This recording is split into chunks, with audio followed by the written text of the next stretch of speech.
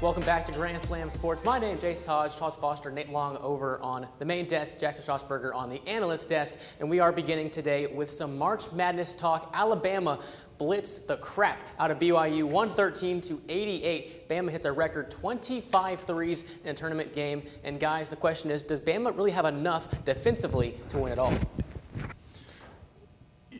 It's going to be a question because, unfortunately, they're going to have to go against the powerhouse known as Duke.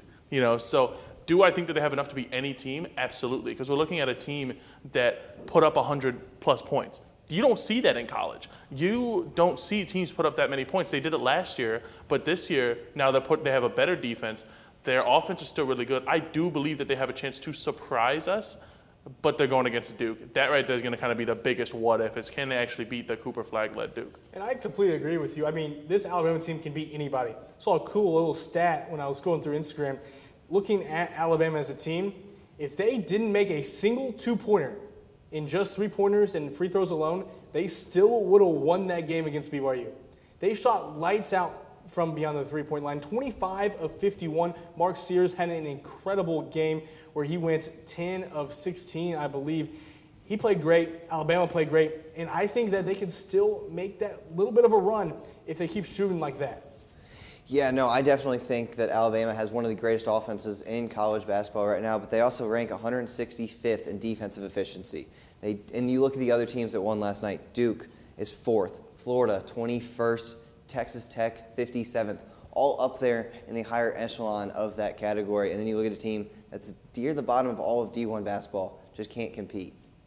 And I think the question for Bama is, can the defense compete? Obviously, we see the offense with Mark Sears, with Youngblood, with Nelson. They all need to be contributors. It can't just be Mark Sears scoring 34 points a game. It needs to be Nelson and Youngblood also contributing to that offense. But the defense, it's ranked better than last year. They're 27th in KenPom heading into the game against Duke. But the defense is still a question mark. And can they contain Cooper Flag in that offense that the Duke has to present? And let's look at a professional comparison here.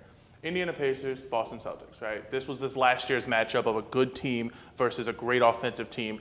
And we see these teams like this, no matter how good your offense is, if you can't defend a team that will score more, that can score more than you, or if you do have an off night, your night's over. And this is not a 7-game series. This is a 1.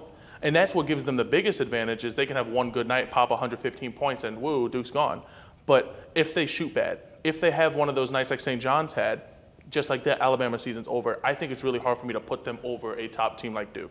And I'll go right back to your point of the Indiana Pacers and looking at the Pacers as a team.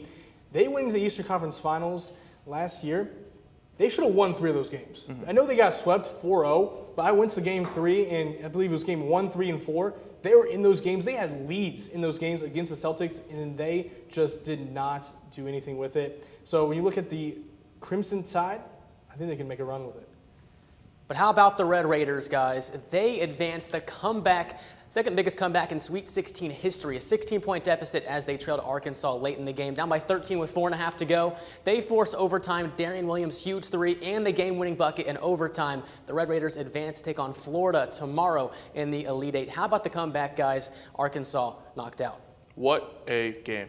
That was a great game. Texas Tech, they had all odds against them coming into that half. They just did not play well. Arkansas's been hot the entire tournament. They beat a lot of expectations. So, good job on the Razorbacks there. But a great comeback. And that's the biggest thing with Texas Tech is they just had they were able to come out of that second half and they were not defeated. And that's the biggest thing for them. And that's, to me, is what makes them kind of a scary team coming in the next round. But I do believe that this is as far as the Red Raiders are going. Yeah, this is as far as Red Raiders will go. And I'm going to just throw this at you. Arkansas lost that game. The Red Raiders did not win. Texas Tech did not win that game. Arkansas lost. There was 3 3-minute periods during that second half where Arkansas was scoreless. Between the 18 to 15-minute mark, the 10 to 6-minute mark, and then the 4:40 to 1:30 mark, they were scoreless. And that was the reason why Texas Tech came back. Arkansas lost that game. Arkansas should be going on. Like you said, Arkansas lost that game. At one point, they were up 16. They let up 51 rebounds to Texas Tech, 20 of them on the offensive side, and then could not defend in transition, allowing 18 points off the turnover to the 3 points that Arkansas gave. And that kind of lost our big run that we had in Arkansas, the kind of one upset, the one low-down seed that we had. And now we're going to look at some of these other teams here tonight. We have 4 games tonight, all of them starting about an hour after this video goes up. First game we're going to look at Michigan State versus Ole Miss. This game is going to be a big one, and obviously we have 4 people, 4 games. We all went through and analyzed the games. My game was Michigan State versus Ole Miss. And, if we kind of look into this game, Michigan State here, they're not a super high-scoring team, but they've been playing good. But they've been allowing themselves to fall in these first halves, and that to me is what scares me the most about this game. I think that Ole Miss has a legitimate chance to take this game because they weren't even supposed to get out of the first round. That's just the way it was. They were expected to be upset, and now they're coming in with a chance to beat the 2 seed, and I think they've been hot. They've been one of the hottest teams in March, and you're going against a Michigan State team that, let's be honest, they don't score a lot, and they're not super clutch. We saw it in the Big Ten tournament whenever they lost to Wisconsin. We've seen it many times where this team just cannot make it all the way, and I do believe that Ole Miss has a legitimate chance here to take this one. I'm still going to take Michigan State, but don't be surprised if the Rebels take this one. Yeah, and on this side, I have Tennessee and Kentucky, and I really can see this Kentucky team. They beat Tennessee twice already, and the way they did it was by shooting both games. They shot 12 for 24 from 3, and then 50% from the field, a little different shots margins. The way they did it, they stopped the guards in Chaz Lanier and Zakai Ziegler. That's the only way they can really move on and stop these dominant guards. That's how Tennessee has made it this far, and then shoot how they've shot all game. One game they held Chaz Lanier to Zakai Ziegler for 1 for 11 from 3, just needing to play that defense, kind of step up and show what they've already proven to beat Tennessee. We'll move on to another SEC team and the number 1 overall team in the nation, Auburn. They get the favor of playing Michigan. I think they're very favored in this game for a reason. They have Janai Broom, and the guard play for Auburn is very good. But for Michigan to pull off the upset, their 2 bigs, Vlad Golden, Danny Wolf, both 7-footers, have had great tournaments so far. And Michigan, they're hot. The hot hand rides a long way in March Madness. They won the Big Ten tournament. And if those 2 bigs can get going in the paint against Janai Broom, they can have a great day. The problem for Michigan is probably their guard play. Can their guard play sustain against what Auburn has at the guard position? If Michigan can compete in that level and out-rebound Auburn, I can see Michigan pulling an upset here over the number 1 overall team in the nation. Nate? Well, I got the last game of the day. Houston taking on Purdue. And you look at this, Houston, number 1 seed, Purdue at the 4 seed. So when you look at these 2 teams, you kind of think Houston has a lot of the favor. 8 points favorites. And you look at Houston as a team, really good defensively, ranked number 1 in KenPom, offensively 11. So this is a really good team all around. For Purdue to be able to make this improbable win, it has to start with Braden Smith, All-American point guard, and Trey Kaufman-Rin. Those 2 guys are going to have to be lights out for you, and that's the only reason why you've won games this year. Those 2 guys playing their 2-man game, they're going to have to go lights out in order to have a win. But then you also have to see some other guys step up. C.J. Cox, Jakari Harris, Melvin Colvin, all these other guys, Fletcher Lawyer. You're going to have these guys, they have to be able to hit shots. That's going to be the biggest thing for the Boilermakers, is be able to hit shots outside those 2 guys. If they do that and come out with this offense that's ranked 6th in the country, they have a chance to take on Houston and win. See, as an IU fan, I really hope that Purdue does not win this game. I don't think they will win this game because Houston's defense is so good, and I just don't see Purdue's offense competing with that. But real quick, guys, I want to go around and ask each of you which upset is most likely to happen today. I'm a firm believer that the Rebels, the Ole Miss, has the chance to take this game. They're my favorite to upset tonight.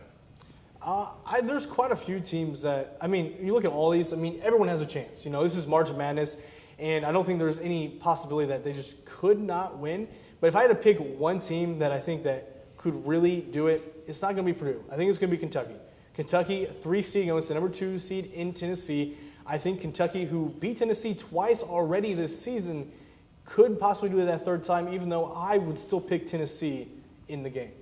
Yeah, I'm going here. I don't trust Michigan State at all. They've shown it in the past. They had a pretty easy road to get here, and now playing a very hot team right now. We talked about how it takes to be this, how it helps in this March to be this hot team. Ole Miss is feeling it. They like what they have here, and I think they can go on a run. I also love the Ole Miss pick. Michigan State has looked iffy in the first half in both of their first 2 games of the tournament so far. And Ole Miss, being from the SEC, best conference in college basketball this year, and they have plenty of teams already in the Elite 8. I can see Ole Miss pulling off the upset. But how about opening day? The MLB is back. The first games have been played, and we'll get to that next on Grand Slam Sports. How about the Baltimore Orioles 12-2 in Toronto, defeating the Blue Jays behind 6 home runs by the Orioles, 2 from Rutschman, 2 from Mullins. Charles, I know you're a Blue Jay fan, and I know you cannot be happy with the performance that Toronto put up last night. Well, I can tell you one thing. The Orioles were hot from the get-go. First at bat, we saw Colton Cowser struck out, right? And we were like, oh, Jose Barrios is back. Yay. Adley Rutschman sends one about 400. And it's just like that. That's whenever the dominoes started to fall. I have not seen an Orioles team, especially without Gunnar Henderson, look that good. I mean, they were absolutely raking, and there must have been something in the air last night in Toronto, because even Andres Jimenez took one deep, and he does not go deep very often. To me, I feel like the Orioles finally started to figure out Jose Barrios. I mean, they have done awful against him since he's moved to Toronto. And the Orioles, I mean, they looked really good, and they could, that young lineup, if they're able to hit the ball well, and if pitching can be well, I think that this team, they're a scary team, but, it's only one game, but definitely impressed me there last night. It's okay. Hey, it's one game for the Blue Jays. They fall 0-1. Yeah, it's 161 left to go. I think you're going to be okay, Charles.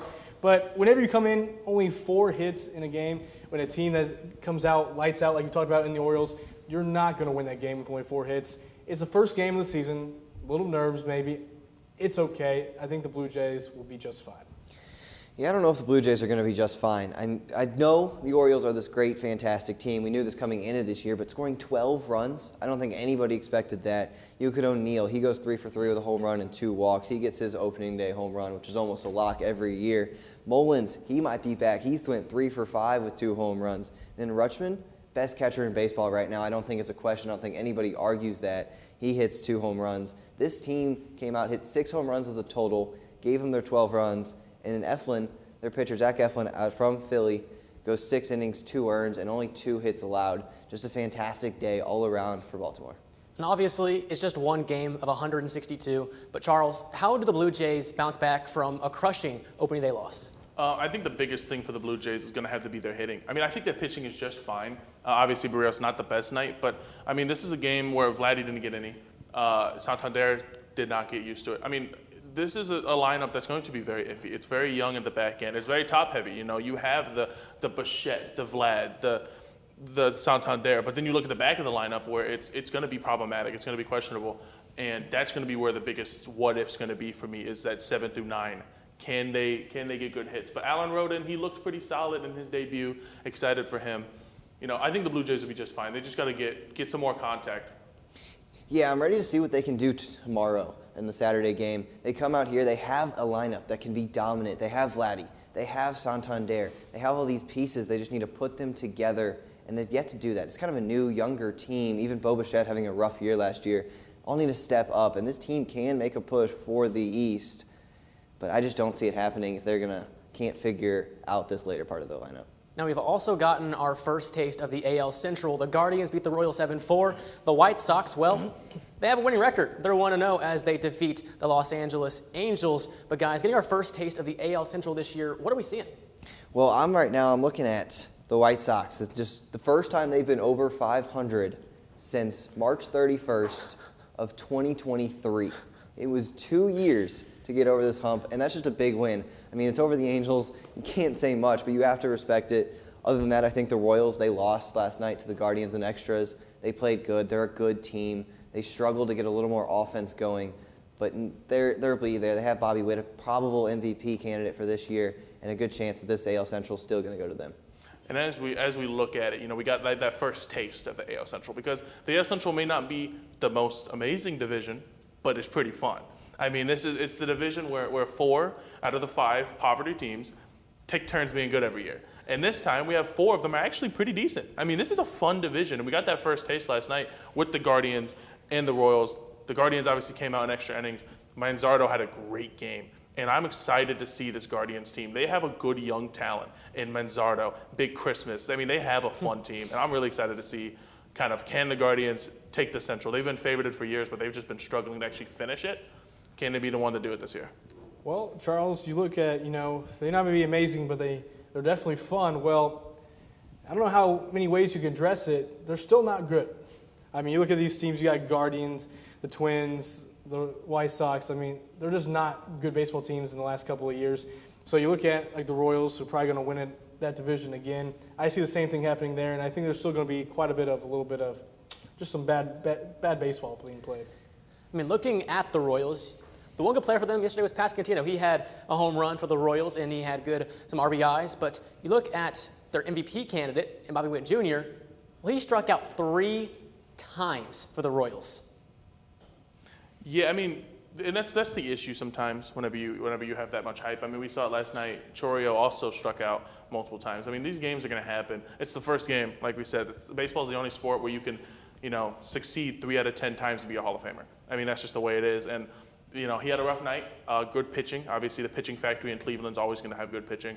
And I think he just struggled to get in his groove. But I'm not too worried about Bobby Witt. Anyone that was saying like, "Oh, this is your MVP candidate," I don't want to hear. But let's talk about Cy Young candidates. Let's talk about the Pirates over there. Yeah. They went to Miami, and the biggest question now lies: how are the Pirates going to ever compete if Paul Skeens can put up these amazing innings and then their bullpen goes in and ruins it? Well, you're just going to have to ball out. You're going to have to just do as well as you can in the first couple of innings and just front run. You know teams like in the NBA and in the NFL who just like to front run, who have no finisher. Without a finisher really in there for the Pirates, they're not going to win a lot of games. You're going to give up a lot of games. So you're just going to have to just hope and pray that 1 through 9 you're just hitting out of the park and you score enough to beat them coming down the stretch the last couple innings. Because, I mean, obviously you have Skeens, who is a Cy Young candidate, but the bullpen last night was Holderman and Bednar, and they both allowed 4 walks, 4 earned runs. The bullpen is not up to par, and the Pirates, they won't be a playoff contender at any point in the near future without a bullpen. It's just, it's necessary to have in the MLB nowadays is a good, decent bullpen to go anywhere. Yeah, you look at their team right now. I think they have a top rotation in the MLB, a top 10 at least. With Skeens, you have Jones, and then you have Keller. Their lineup, average. I don't think anything stands out except O'Neal Cruz. And that's really the only person who stands out to me. And then you have one of the worst, if not the worst, bullpens. They will not make it anywhere. They'll probably lose the Central, very easy division to win. They just are missing just one. If they just had one, because David Bednar was an all-star at one time, and he's lost it. Giving up 3 runs when your starter goes 2 earned and 7 strikeouts through 5 1/3 against a struggling Marlins team who was thought to be one of the worst in the MLB, and they come in there and they make your bullpen not look great. The Pirates are in a very weird situation because they have decent young talent. Like you said, they have a future top 5 pitching staff. I mean, Bubba Chandler's about to come up, and he is nasty. I mean, this is a team that is going to be good, and they are very, very much so like the team we're going to talk about next in the Seattle Mariners. Great pitching staff, awful offense. Mariners ended up winning last night, but it took them until Luis Severino came out to even score. So right now, we're kind of looking at it. The Mariners are as advertised. How do the Mariners actually compete, Jace? Well, I mean, the pitching is there. The offense is not. It's one of those classic cases of you got good pitching, but you can't hit the ball. I mean, when you have Rodriguez going over, and your best hitter, it was Polanco, as he had a few RBIs in that game. I mean, they still won. That's the good news. The pitching is phenomenal. Don't get me wrong. But the hitting is not up to par. And, you see teams nowadays, have either good pitching or either good batting, but both is something that you have to have. It's a necessity to have, and the Mariners just don't have the offense that can see them win an AL West. I 100% agree. I mean, when you're Polanco, a great player. I'm not going to hate on Polanco. Goes 3 for 3, and then your your contact hitter J.P. Crawford goes 0 for 2 with a walk, and then you're supposed to be star player goes 0 for 3 with a walk.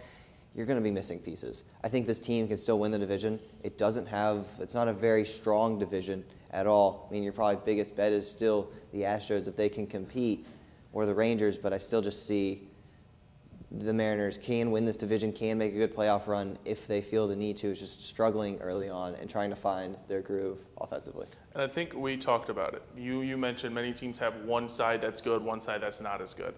But how often do you see one side that is awful and one side that is, in my opinion, the second best pitching staff in the league behind the Phillies? I mean, oh my goodness. They need desperately to make a move. And I know it's one game and blah, blah, blah, and we don't want to overreact. I'm overreacting. The Mariners, obviously they did win this game because they won against the Athletics, but this is a Mariners team that needs to scour the trade deadline. Find a bat. Find a guy that has some pop. Randy Arozarena was a good move last year. He fell off. It's unfortunate. Must be something in the air at T-Mobile Park. But he got a home run last night. But this is a Mariners team that I do believe has potential. It's just they need to get their hitting right, and they need to get it right yesterday. Yeah, I mean, when you look at these teams that don't really have one or the other, not really good at offense or not really good defense. You look at teams like in the NBA. We talked about the Pacers, all offense last year, no defense. No one ever wins when you're just one thing. You have to have both. You have to have it all in some aspect to be able to make a run anywhere in any sport, not just talking about baseball here. I mean, so looking at the AL West, the Mariners, the Astros, is it one of those two teams who wins the division, or is it somebody else? Oh, I do believe it's still the Astros. The Astros era is not ending. Yeah. I think that they're just too good. But the Mariners have the best chance to be the non-Astros team to win it. They just got to get their offense together. Yeah, I think the Astros still have it. I think the Mariners can make a run on maybe the third wild card spot if they can pick up a bat. But when you have Victor Robles leading off, I just don't see you making it very far. I also see the Astros winning that division, but it's time for some NFL. Stephon Diggs, huge deal, mock drafts, jumpers, fallers. We'll get to that next. The Patriots are making moves. They signed Stephon Diggs to bolster their receiver corps significantly. 3 years, $69 million. A huge deal for Stephon Diggs as he heads to Drake May and the New England Patriots, guys. There are some people that are saying this is not a good deal. I think it's good because the Patriots finally got a person that can catch a football. And that right there is the biggest thing for them. Jalen Polk has not worked out so far. And whenever one of your best receivers is named Booty, you start to struggle a little bit. And this team was not that good, but Drake May made it work. And Drake May actually has potential to be that guy for this team. And that's where I think them bringing in a vet like Stephon Diggs. Did they overpay? Yes, but they have the highest money in the league, so they can afford to overpay. So I don't hate it. I think it's a good move. Obviously not generational, but I do believe that this is a good move that has made them have something in New England. I will just repeat what I said. Terrible. Terrible. Terrible. When you say, yeah, he can catch, well, good for him. He can catch the ball. Can he run after the catch? Does he have an ACL to run on? Any legs left? And you're going to pay him $20 million a year? This is terrible. That's why I just keep saying it. Terrible. Yeah, I wrote down cool, don't care. Because I don't. I mean, he's aging. He comes off an ACL.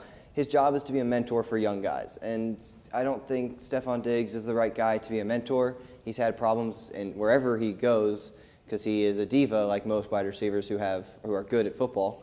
And now he's no longer good at football. He's not good enough to be a diva anymore. Listen, I see the positives and negatives. The positive, Stephon Diggs is by far the best receiver that's in that locker room now. Negatives, he has no ACL. I mean, he tore that against the Colts in Week 8. And what I put my notes down here is that the Patriots just paid $70 million for a washed, aged receiver, injured receiver. Because Diggs just isn't what he used to be. If he can be the version of himself like he was in Buffalo, then they might have something, but it's just not possible. He's older now. He's been hurt off an ACL injury. $70 million is probably $20 million too much for Stephon Diggs in the long run. I mean, we're going to see. Time will tell, obviously. I believe that this is, like I said, it's not generational, but it is a step in the right direction for an aging receiving corps. I mean, for a bad receiving corps, my apologies. And I do believe that this team now has something to go off of, and that to me is the biggest thing for the Patriots. Because before then it was they had a bag of sticks to rub together to try and create a fire. Okay, so they have a bag of sticks and then they throw in a goldfish too? I mean, what we were looking here at just not good football players anymore. He is an injury-prone guy who is on his last legs, and somehow he has a $20 million, over $23 million a year contract with the Patriots. I mean, come on. And for one, he doesn't even fit with the culture that Patriots do as well. So I don't even know if he's going to last that reason either. I mean, time will tell, like we said, but talking about time in just a few weeks now, not just a few months, a few weeks, we are going to be covering the NFL draft, and we're going to be talking about some of our people that have rose the most since the combine and free agency and have fallen the most since then. And we're going to be starting off with you, Nate. Yeah, we're going to go look at who I think is going to be rising on my board. And that's going to be a guy by the name of Matthew Golden out of Texas. I like him, and let me tell you why. He reminds me a lot of Xavier Worthy coming out, a guy who they took 32nd to the Chiefs, and a guy who really balled out for the Chiefs. And when you look at a guy, kind of a quicker guy, a smaller guy, when you look at just size measurables, I think a lot of people are going to see what Xavier Worthy did with the Chiefs, and then they're going to come back like, you know what, let's try to draft a guy just like him. You know, it's a copycat league. That's what they always say in the NFL. If someone does something well, people are going to try to copy it. They did that with the tush push, and they're going to do it again with these type of wide receivers who can make people miss and who have some speed. Over here, Charles, you pointed to yourself. What do you got for my biggest jump is an unfortunate one because I do not believe that he is a first-round talent, but I'm a realist. Jackson Dart, the Steelers, I do believe will be taking him first round or trading up to take him in the second round. The Steelers have yet to find their quarterback situation. That's where they're at. Aaron Rodgers is in some darkness retreat in Belize somewhere, and he can't figure out if he even wants to play football anymore. They lost Justin Fields. They lost Russell Wilson. They have no one to throw the football to, and that's the problem that they're at right now is the Pittsburgh Steelers have brought in DK Metcalf. They still have George Pickens, and everything is sunny until you try and throw the ball to them. And so that's the biggest problem is they're going to go Jackson Dart just because they have to. And I feel like they're going to get desperate because if they don't, then they're going to get stuck with Jalen Milroe, and they're just going to be running the ball 60 times a game. So that's kind of the place where they're at right now. I'm, praying for Pittsburgh fans, but I have Jackson Dart going up the farthest. Jackson? Yeah, I have James Pierce Jr. jumping from he was like late first round to early second round. I have him going up in the middle to Atlanta-ish. He was a top 10 talent in the draft. I think he is a top 10 talent in the draft. He just has some off-the-field issues that's going to take him down, and it's not going to help. I mean, I feel like he still could go in the top 10. I think he's good enough to go in the top 10, just teams don't like what he did off the field.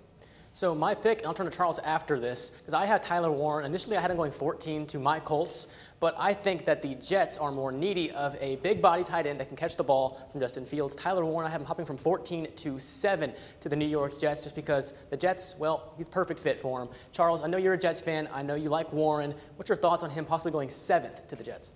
I love it. Justin Fields, coming in, he was the one that I wanted, the best available option in free agency for quarterback. And I do believe that having a threat like Tyler Warren, someone that I believe is borderline generational at the tight end position. I know there's some people that are not the biggest fans of him, but I believe that Penn State did not have an offense other than that man. And I do believe that bringing him into a Jets offense that needs anyone to catch the football will be very beneficial for them. Going back to your take of Pittsburgh taking Jackson Dart, and let me tell you, I love it. As a Cleveland Browns fan, love it. Oh, yeah. Let them have Jackson Dart. Take it. Let the Browns win some football games for once. That's all I have to say. Well, Nate, it's time for your drop now. My drop, a guy named Jack Sawyer. DN out of Ohio State. One of the guys you find in your heart you love. A guy who came back to win that national championship. And the only reason why he's dropping, we know what he is as a football player. He's a good football player. He's a good DN. But when you look at him as a prospect compared to the other prospects in the field, he just doesn't jump off your screen. He is a guy who you know what you're getting, you know what that ceiling is, and he doesn't have that huge upside that I think a lot of these guys. It's a deep edge class, so that's why I think Jack Sawyer kind of drops maybe to that late second round, maybe even an early third round pick. I'm going to be talking about Luther Burden as my drop, and it has nothing to do with his talent. Duke can ball, let's be honest. Luther Burden was one of the best receiver prospects, but he is a character. Oh boy, he is a character. He's a diva, like we talked about with Stephon Diggs, and there are some teams that are not going to want to take him high because who wants to deal with that? Let's be honest, no one does. And that's the biggest problem with Luther Burden is he is so talented, but if you don't throw him the football enough times, and he's going to be a rookie, you're going to have a Jimmy Butler situation. You're going to have a Stephon Diggs situation, a Debo situation. It does not matter how talented you are. We've seen this nowadays. You cannot be like that. You cannot be someone that puts yourself above the team because like I just named two of those people that I just named there, they were traded this offseason because they're done with them. And Luther Burden, I think, will be a similar situation. If he does not get his stuff together, he will fall because no one wants to take a chance on him.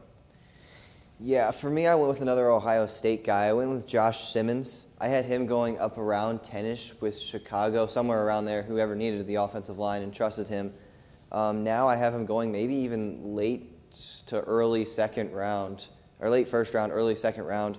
I think he's coming off that big knee injury, didn't play most of the season, and then when he did through the combine, it came out that he didn't have like superior strength, not really full strength in his knee, can't get that good push that you kind of want out of all offensive linemen, so I see him dropping a good bout for that. I also am going to go on the O-line trend. I think there's a lot of O-line talent, and that's why I think Tyler Booker will be one to fall. Initially, I had him going 13th to the Dolphins, who I think needed a physical O-lineman, and Booker fits that bill, but he doesn't fit the bill of what I think teams want more now. They're more of an agile O-lineman, and Booker's just a bigger guy, a little bit slower. He's not the fastest guy, and he can get beat easily off the edge or through the middle. He's not the greatest O-lineman. I think he'll fall from that first round, middle round, to mid-second round. I think it takes a large fall, does Booker. But with a month to go until the draft, the Titans are on the clock, guys, still. Who do we see them going at that first overall pick? Cam Ward. The Cam boring Ward. answer. They don't have a quarterback, and they're going to take Cam Ward because I feel like they have to instead of sucking another year. I believe that they should take a Travis Hunter, Abdul Carter. They won't, though, because that involves the Titans making a good decision, so I have them going Cam Ward. Yeah, it's Cam Ward, no question.